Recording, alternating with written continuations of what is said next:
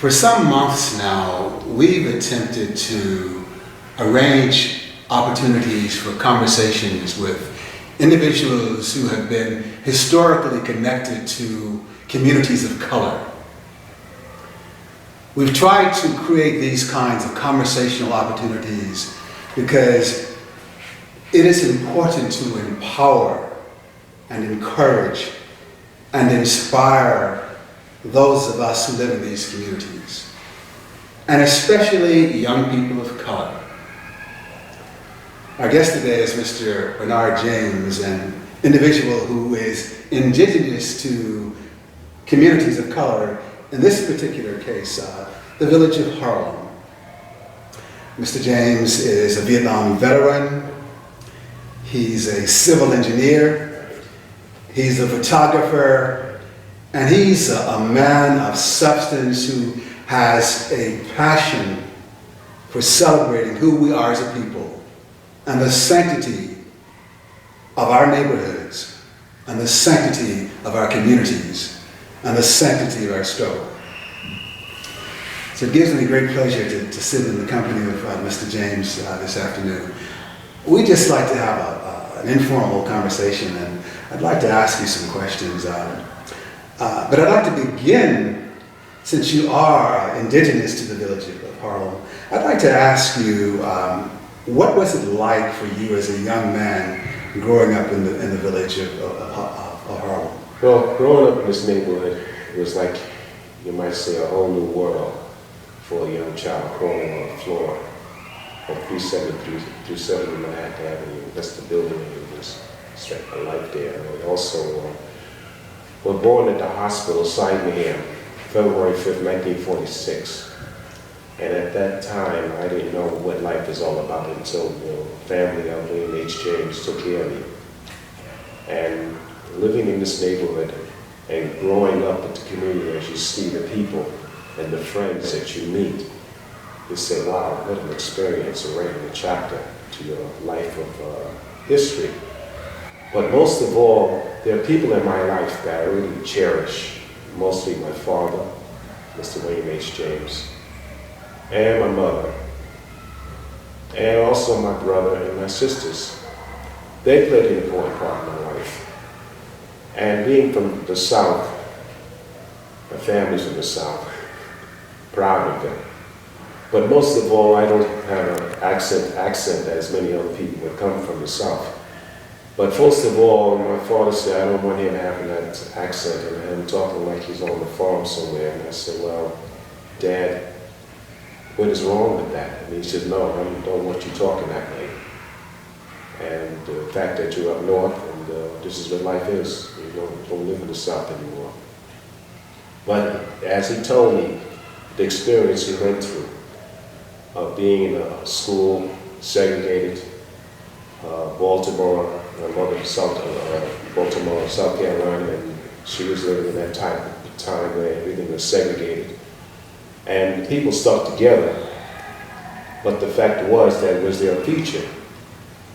And as I began to learn the civil rights movement during that time, and hearing the king of Malcolm X and Martin Luther King, and how they were fighting for civil rights, which is very important because I never knew what that was all about until I learned what my father told me about what it is to be told to sit to the back of the bus, and you're allowed to come into a house unless you request it, and you were looked upon as you were nothing. So in the sense that my mother told me about the crisis, but she's being glad that you're up here in New York City, you can enjoy the blessings that you don't have down there. So the people who tend to say that whether you're up north or down south, if you were in the throes of that racism and the difficulties that we had as a people, which were the consequence of our being black, people of color, if you were below the Canadian border, you were supposedly down south. But I want to talk about you for a minute. So you as a man, as a black man, growing up here in the village of Harlem, what is it that shaped you to the point and allowed you to believe and dream that you could become a civil engineer? Well, actually, there were two people in my life.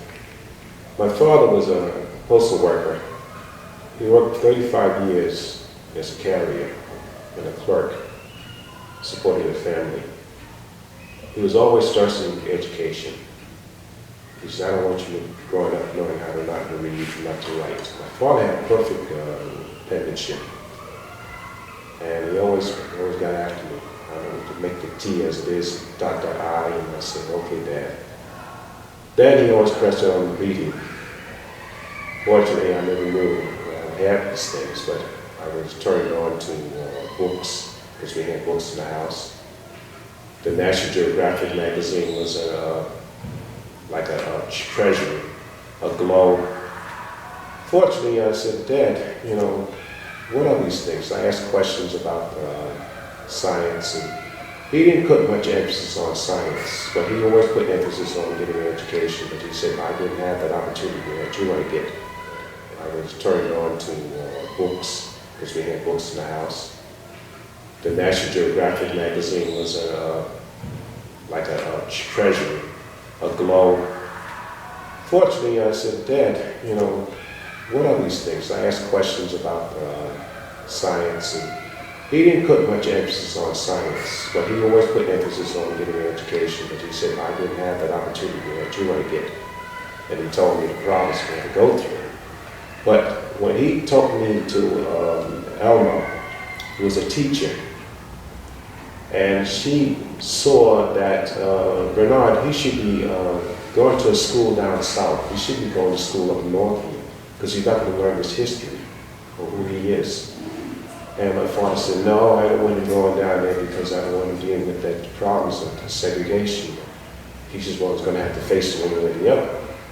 Elma and Lillian were up here to go to Columbia University for their teaching licensing. And they met a person named Malcolm Gray. I met Mr. Malcolm Gray there one afternoon, turned me on to jazz. I knew the various Columbus Monk, Coltrane, and many other people in my life that really, because at that time jazz was a big thing going in Harlem. But he explained to me, you know, and I said, wow. But one Sunday afternoon, when it was a morning, I went to his house, and he said, I asked a question, I said, Mr. Malcolm, what is that ruler on that drawing there? Is that he says, that's not a rule, that's a slide rule. So I said, what is a slide rule? So there he explained to me what the slide rule is, to use to figure out math. And at that time I wasn't all that good in math, but that really gave me an inspiration of what isn't a slide rule. So he taught me a small lecture on what a slide rule is, how to figure it out. In fact, he even had a book and told me to read it. I was able to read. And from there on, I said, wow. How old were you? How old were you? I was only, the time I learned that, I was about 8 years old. Okay. And from there on, being that I attended PS10, my skip to the second grade. Miss Schwadron was my second grade teacher. She couldn't understand me, in a sense. Back to with the boys and making a lot of noise with the blocks. And I said, well, the children today don't play blocks anymore. But back during that time, these students were being trained about, you know, socializing in the class, second grade, and reading. So I said, wow, I never learned much. But as I went on through life and going from one school to the other, when my aunt passed away, Gerald, she taught me how to read and how to write more, but she had cancer. She passed away, and she told me, she said, I cannot see you, Bernard, in Harlem Hospital. And after that, about the half day, father gets a letter or a call that Aunt Gerald has passed away. So that was the last of seeing her, of taking care of me. His grandmother also took care of me. But most of all, they really had something where my mother couldn't give me. So from there on, my father had to be a mother and a father, working, taking care, paying the bills, feeding me. A tremendous stress put on him. He said, I'm going to have to put you with some people to take care of your segregates. So if I hear you correctly, you're saying that there were those people around you, mostly women at the time, who unfortunately passed away, Right. who thought that it was important enough that you, Bernard, Mr. James, Right. knew how to read. Right. They tried to cultivate a love of knowledge in you. Right. And that love of knowledge gave you the foundation to become a civil engineer. You might say, there's a saying, a rather trite saying, some might say, or often quoted saying, it takes a village to raise a child. So if I hear you correctly, you're saying that those who were around you, in this case your aunts and your father, even though you were quite young, Right. they took on that responsibility to nurture you Right. and to support you so that you could have the foundation to acquire a decent education. Right. Fortunately, the people that lived in the building also took a liking to me, and they asked questions about me, and they were asking, well, what are you going to do with this child since you adopted him? And I said, well, he's my son, I'm going to raise him as a child. And he gave me the attendance of not just getting child toys and stuff. No, this is things to really develop. But factor is that my father was really close to me, and he told me, I want you to be aware of the world out here, the problems, the drug addicts, the alcohol, and the other things that make up a problem we have today that you try to overcome. As you began to mature as a young man, at what point did you make a decision that you wanted to become a civil engineer? And once you made that decision, or once your curiosity was piqued, how did you proceed in trying to make that happen? Were there people who discouraged you? Were there people who embraced you and tried to push you along? And what was that like? Especially during the time when you were coming of age and it was a much more difficult landscape for young men of color. Well, fortunately, growing up in the neighborhood, the village of Harlem, fortunately, when I went to PS10, that's when I ran into a couple of classmates. And we were into comic books, playing baseball, football, tennis, and all that. But mostly, Robert Jenkins was into rocketry. He says he wanted to be a scientist. And I said, Robert Jenkins, where did you get all this stuff? He said, I want to be a chemist. And he showed me his chemistry set. And fortunately, Tyson was in the airplanes. Then we started building blue model airplanes. And I said, wow. So from there on, my father asked me, what is that? I said, a model airplane I bought from the store. And you take glue and you put it together. And from there on, how to put things together from a set of plans was the whole development of how to journey, how you really develop for something. We call them hobbies. Today, you don't hear the word hobbies anymore. Children don't have hobbies anymore. But growing up, a child would say, okay, you need a hobby, you need painting. Fortunately, I learned on television, just by having a TV to learn. There was no PBS or Channel 13. So if I hear you correctly, it was out of that hobby, working with rockets and your friends and building those kinds of models, that planted a seed within you, and that is when you decided that you wanted to become a civil engineer.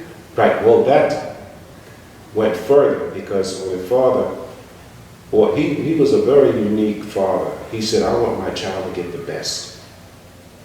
He told me one day, he said, Bernard, I want you to get the best. I want to get you the best regardless. What the white children get, you're going to get the same thing. So he bought me an erector set. They don't even have that anymore. I grew up with that. So from there on, I worked with little small beams and the screw and putting it together, building a tower, a pump, all these things. I said, well, what does this lead to? But I liked it. And I told Robert Jenkins, I said, no, this is what I'm into. He said, no, I'm into chemistry. And I said, you know, it's amazing how these things come into my life. Then I went on ahead and I said, let me learn something about drawing. So I watched a show on television called John Nicky Learned to Draw on Wonderama on Channel 5, black and white. There was no color. And watching that program, I said, wow. So I told my father about this program. Finally, he says, what do you want for Christmas or your birthday? He said, I'd like to get for me, if you can get the John Nicky. So from that day, he took me down to Macy's. He didn't take me to AFL Schwartz. He took me to Macy's after Christmas. You get a good sale. So he bought me the erector set in this box, like a toolbox. And I said, I'd like to get the John Nicky Learn to Draw. And I said, I could follow the thing on television. Well, at that time, a lot of people would say, well, I think the lady at the counter, she says, you're buying this for your children? Yes. She says, not many black parents come in here and buy their children these type of toys. This is for white children. So my father told me they really looked at him kind of wondering, where do you buy your children that kind of stuff? But the question was, my child was to learn, he should get the same kind of as the other children get. So as I learned working with this, I said, wow, where does it ever take me to? So there on, when I came to Wadley, boy, what a school. Because at that time, it was the last year, I think it was 58. It was the last year of Wadley, not Wadley, but PS10. They were ready to close it down. So we were born here, and this would be the school you'd be going to. So when I went to this school here, and I said, well, this is one of the best school that I went to, because where do you find a building like this on the elevator? Fluorescent lights, chairs, and tiles on the floor, where the school I came from, we didn't have nothing like that. But in the sense that when I came here, I was ready to endure the education of learning. I had Mrs. Yerby, who was my 7th grade teacher. She's a very nice lady. She says, Bernard, you're very enthused. You're always reading the books. You're always reading. You're always on time, never late. She always gave me accommodations for perfect attendance. And from there on, I went to 8th grade, Miss Jackson. And that's when I kept up learning. I had Mr. Pierce, my science teacher here at Wadley, and I was very interested in science. When it comes to knowing about, he asked questions one day about the apparatus of the test tube. I kept raising my hand. So one of the students in the class told me, hey, Bernard, give me a chance. You know, you've been answering all, you got all the answers, give somebody else a chance. So I had for 7th grade, 8th grade, and also I had for 9th grade. And from there on, I said, wow. So I told Mrs. Jackson I'd like to go to 9th grade, a co-ed class instead of an all-male class. She said, don't worry about it, I'll see what I can do for you. But I had Mr. Lopez in 8th grade. Mr. Lopez is a very good teacher because I asked him the other day, he mentioned about CCNY, City College, he went there. I said, I'd like to go there, to watch you wrestle, but I'd like to know something about that college. So he took me up there one day after class and showed me CCNY, and he said, well, this is what I was on the wrestling team. So I said, great. But I said, I have another question, Mr. Lopez. I want to know where's the chemistry lab in this complex. He says, I can take you around there. And also I'd like to see the architectural school of architecture. From there on, a couple of teachers in Wadley asked a question the other day about books reading. And she said, what books are you reading? I said, I'm reading the Iliad. Wow, that's a kind of a hard book to read, you know. Then she said, since you have a very inquisitive mind, I recommend you read a book called The Fountainhead by Ayn Rand. Ayn Rand. Let me just add something, if I may, excuse me, because I want our audience to understand clearly the chronology of your development. If I understand you correctly, there were those around you from the time that you were a young person who loved you and nurtured and instilled in you a love of learning. So that seed for learning and the possibilities for education were planted in you when you were quite young. In this case, your family, and your father continued that. And that encouragement, to some extent, was allowed to flourish subsequently when you were in school. In Wadley, you mentioned those teachers who nurtured you, who supported that desire to learn. So we have your parents, or those who loved you, who planted the seed, those who continued to nurture and encourage you. And then as you went into school, there were teachers there, maybe not all of them, but there were teachers there who embraced you and encouraged you. And it was out of that structure, you acquired a love of learning and a desire to at least investigate what science and education could perhaps offer you. Once you were formed in the way that you were formed, and you had a sense of who you were, and a sense of the possibilities with education, and it was time for you to go off into college, something happened to you which prevented that. But, you know, when I went down to the draft board, when I reached age 17 and a half, I said, wow, this is it, you know, during the war. And after hearing the crisis that took place with Kennedy, those three things really shocked anyone. The assassination of Martin Luther King, Kennedy, and then the issue of the Cuban crisis. And then came the fact that we were going to go to Vietnam. And I said, well, this is kind of crazy, you know. And my father said, well, I don't know what to say about this. And after seeing the newsreels in the war, that they're going to call up so many men. And the question was that, well, I have to draft, that's the law. So I went down and joined the draft board, and my father went down with me. And I said to myself, that was the day of, like, the end of my life. And they said, well, here's your card. Don't lose it, and don't try to destroy it, because you can go to jail for not having that. So I was, at that time, A2. And then a week later, I get another card in the mail, A1. So I told my friend that worked at Jacob's supermarket, he said, we all got A1, that means we're all going to go into service. So I was transferred to Harvard, and I got my diploma that day. I've never forgotten that date, September the 18th, 1966. The guidance counselor says, you're going to graduate. And I got good news and bad news. The bad news is you're not going to stay here. I said, well, I'm going to graduate in May or June. No, you're going to graduate now. I said, what the heck is going on here? So I went up and saw the principal of Harvard, shook my hand, told me, good luck, whatever you want to be. I said, I'm going to college. Well, we kissed that goodbye, because a week later I get a letter in the mail with a token on it, saying to report to Whitehall Street. And I told my father, well, I got to go, Dad. So Dad went down with me to Whitehall Street, getting on the bus, and going to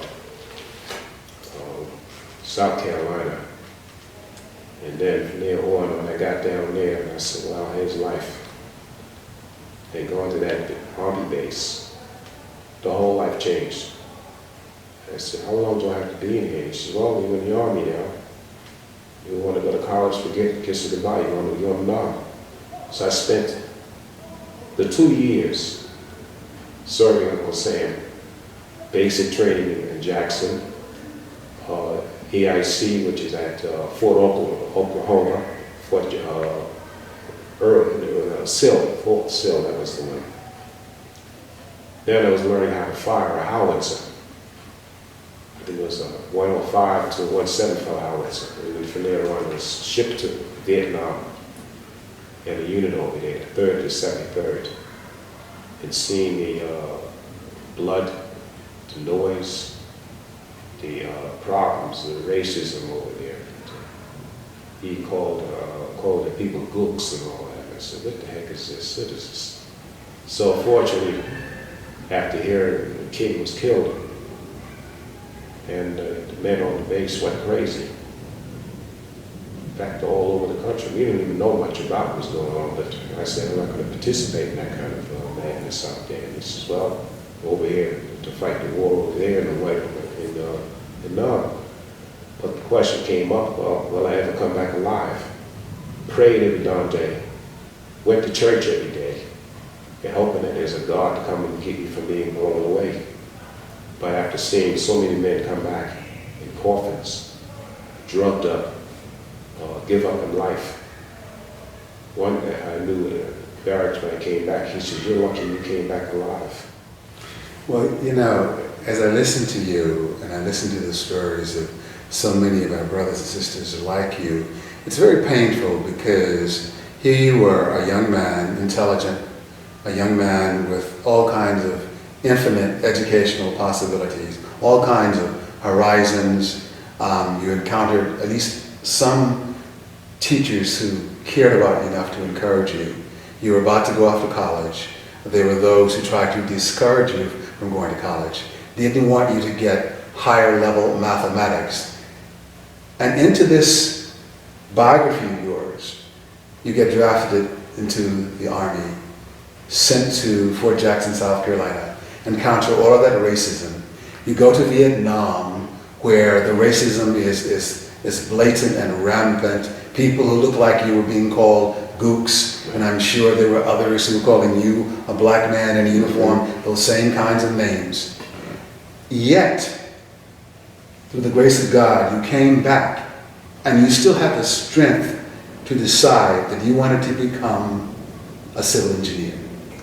So I'd like you to share some of that with us so that those who see us, who see you, can take strength and draw courage from that. Well, fortunately, I came back and I said, well, let me see what I can do to get into college. So I tried to get into Columbia. They turned me down. I went up to City College, and my father one day said, why don't you go up there with your uniform? Maybe you get a chance of getting in there before those protesters. I went up there that afternoon, and boy, did they really give me a good welcoming. Baby killers, murderers, to spit on me.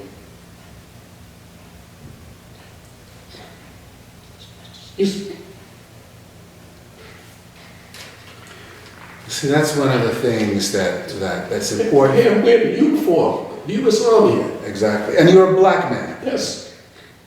You see, that's one of the things that we should never forget. And it's one of the things that we should remember when we look at our elders, when we look at those brothers and sisters in these communities. When I say these communities, I mean communities of color who sacrificed and struggled for us to be here. And in the true sense, this is why we've tried to create these opportunities for conversation. I mean, I consider you a hero.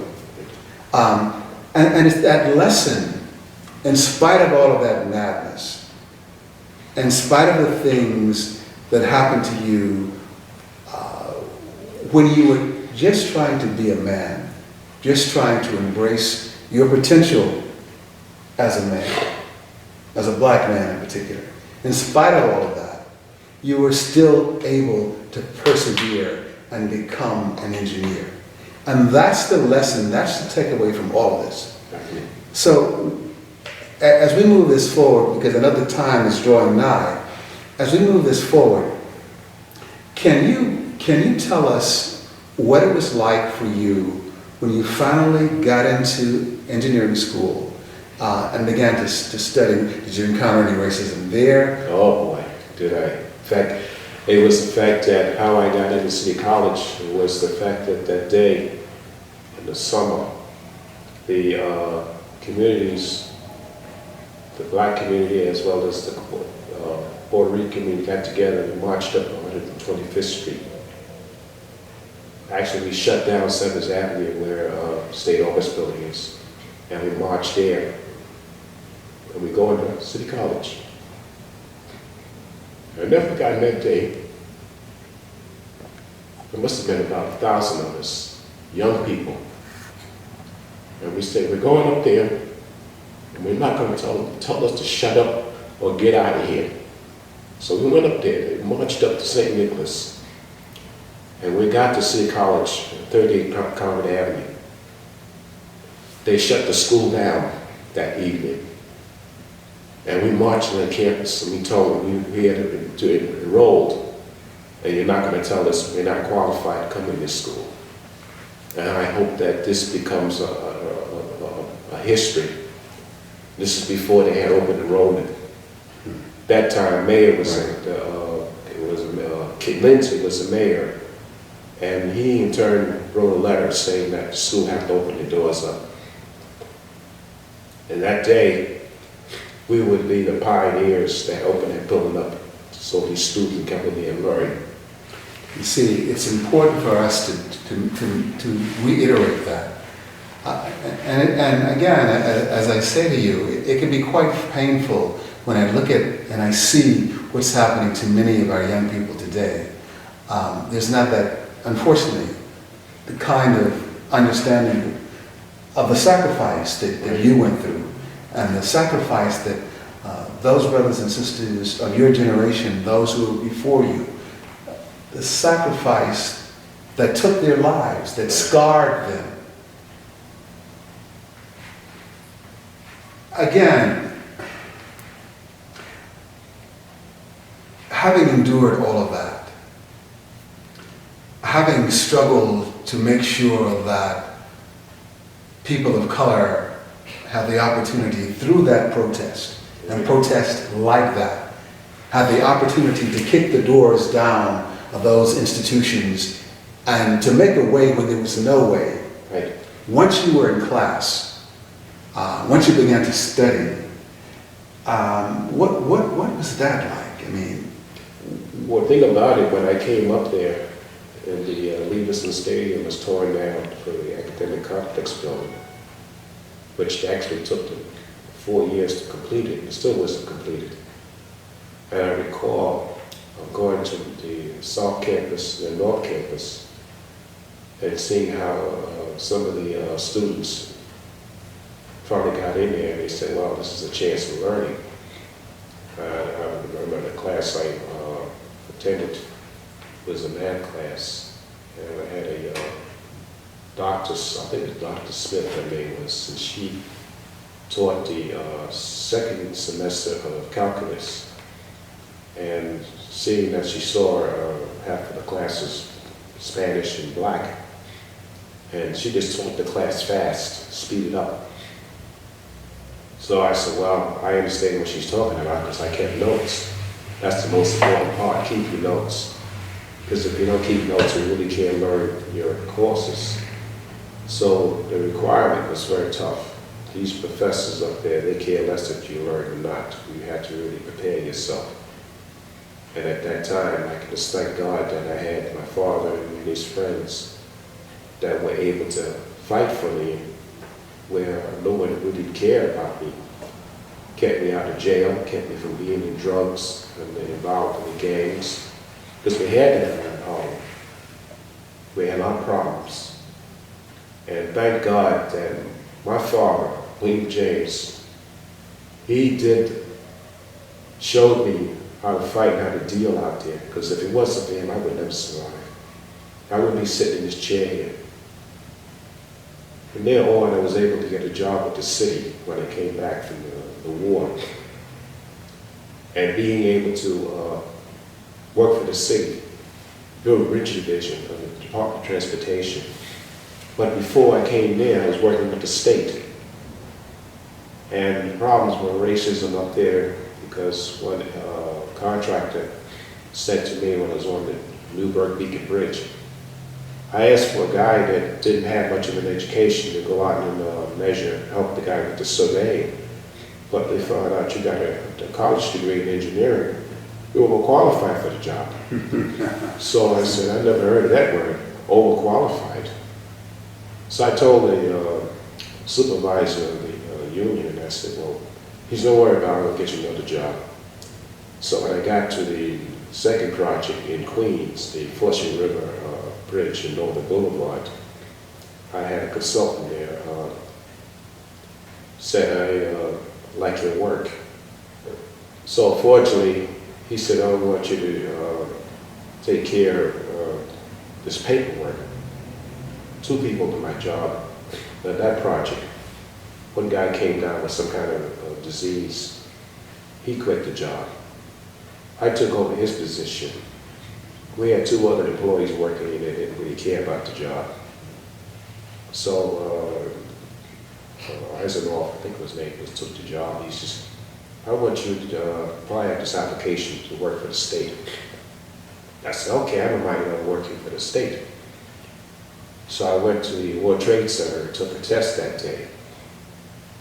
And I said, I'd rather work for the city than working for the state because I live here in the city. He said, don't worry. Till then, I got an interview for a consultant firm, Blauvelt, was the name of it. And from there on, I was doing a lot of bridge inspection, and the bridges in this city were ready to collapse. At the point, when how it was holding up the bridge.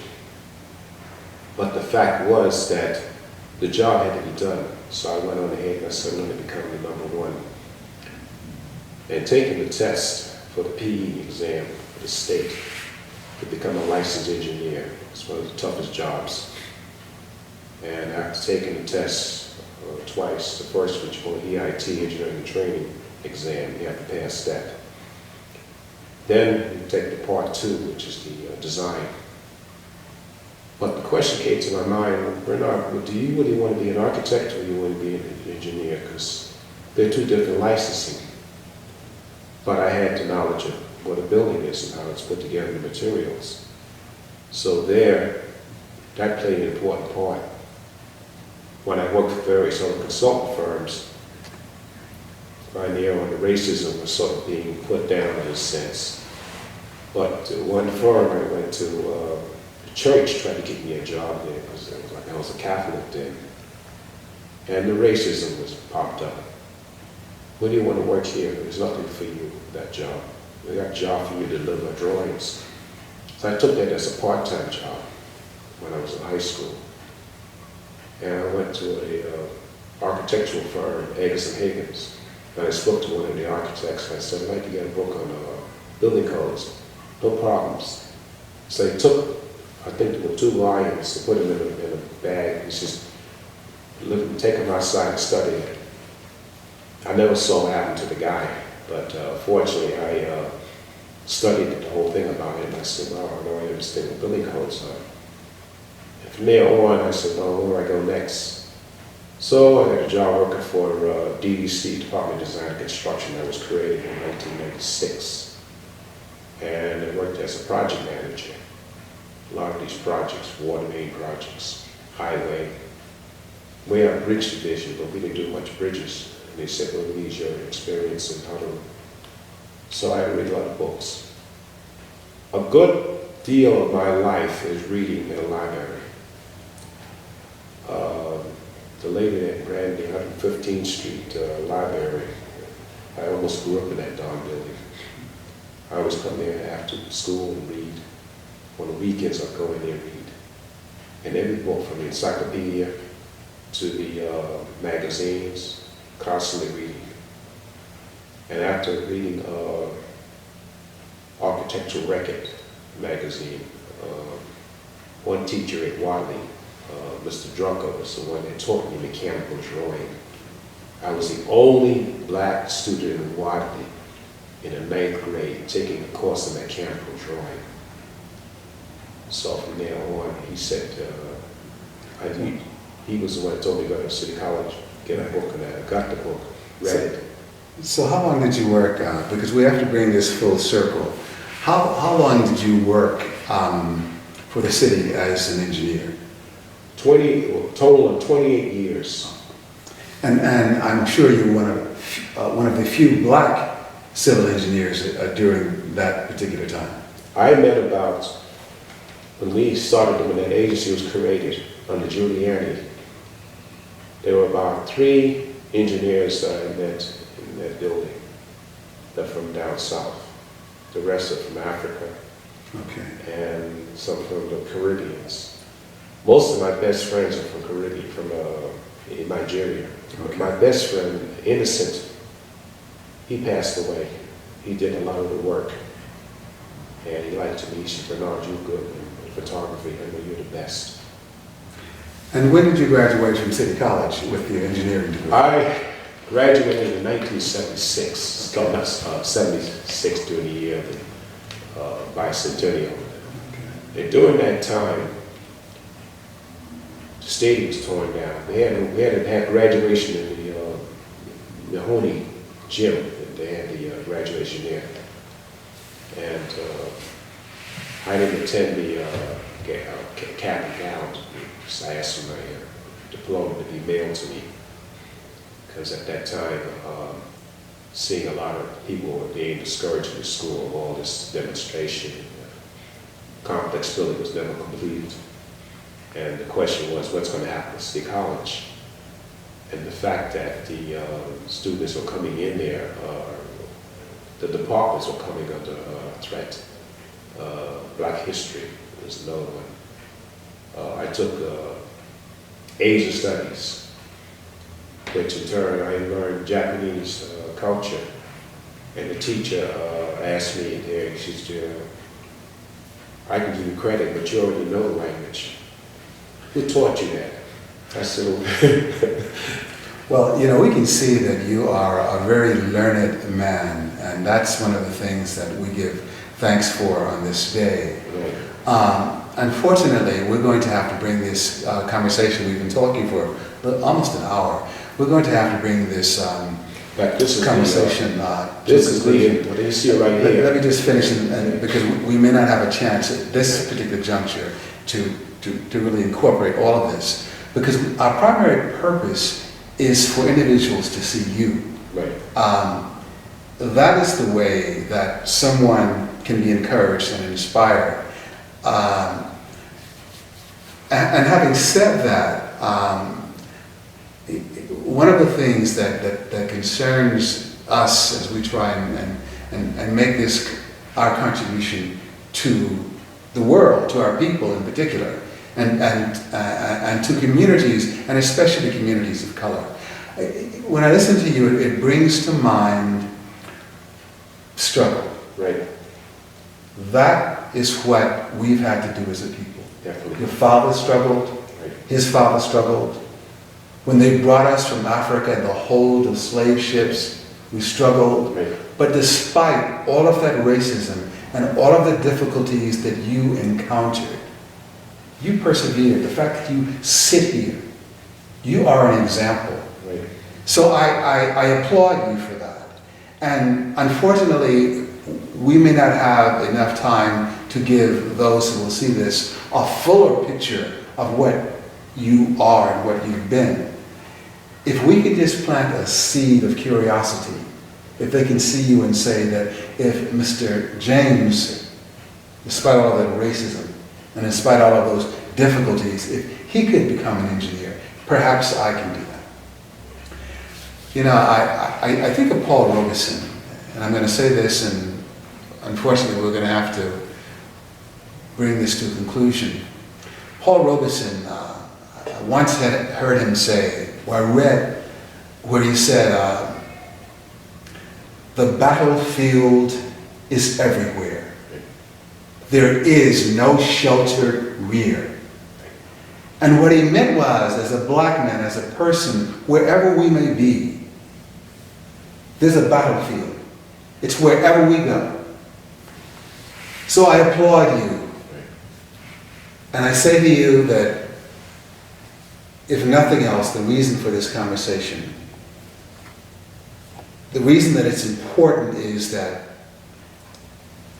as Malcolm X once said, a man without a knowledge of himself is like a tree without roots.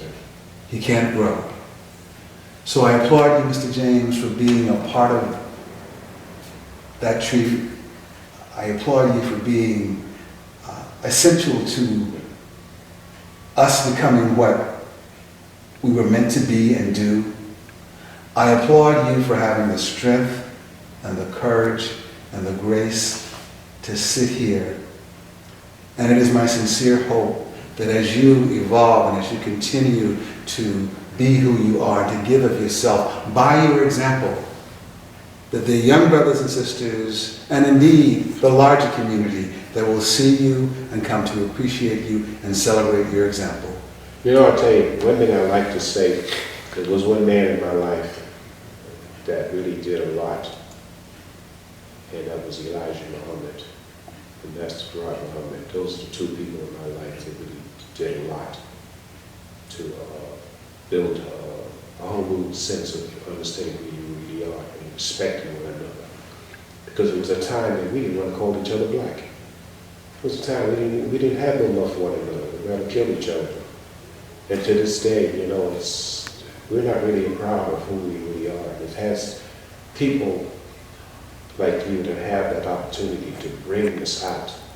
Because how many teachers you could find today or politicians to come out and bring out the root of who we really are? If they do, but after meeting you here some time ago here, and I said, well, this man really has a lot to offer. Because some people have lived in this community and left and never came back. I came back, and I'm not going to leave. This is where I was born here. I come back to help those students that need that help. And every time I try to give out whatever I have knowledge to those young people, I'm here. It doesn't cost me anything. And that's a fitting way to end this afternoon. Again, on behalf of this community, Mr. James, Brother Bernard James, we thank you for being here.